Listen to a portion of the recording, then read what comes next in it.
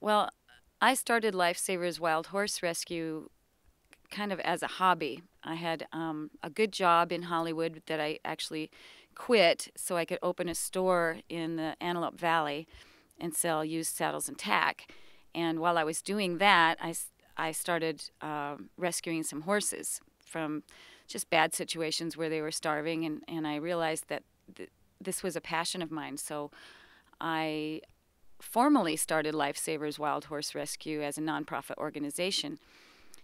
During the time that I was getting that organized, my little store had to close. It just was failing, and all of a sudden I was faced with no income. Yet I had about 10 rescued horses to feed, and I had a mortgage, and I had a truck, and I started losing these things because I couldn't pay for them, and I couldn't find a job. So I had to let the truck go back to the bank, and my mortgage was about 2 or 3 months in the rears, and I had all these mouths to feed, and I seriously didn't know what I was going to do. So for about a week, I hit my knees and started praying, as most people do when they hit rock bottom and have nothing else to turn to. So I prayed to God for some help and some guidance, and I cried. Every night I cried, and I prayed.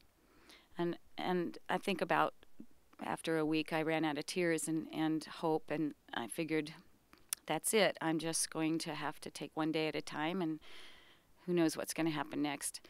So about 2 days later, the phone rang. I still had a phone, and it was some fundraising company on the East Coast that had found my website and said that we looked like a pretty good charity, and would I like them to help us raise funds?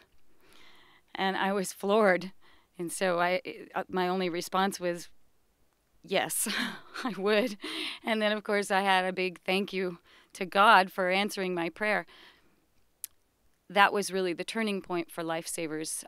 Ever since then, we've been pretty sound, and 10 horses has now grown into about 500 horses now, and 14 years later.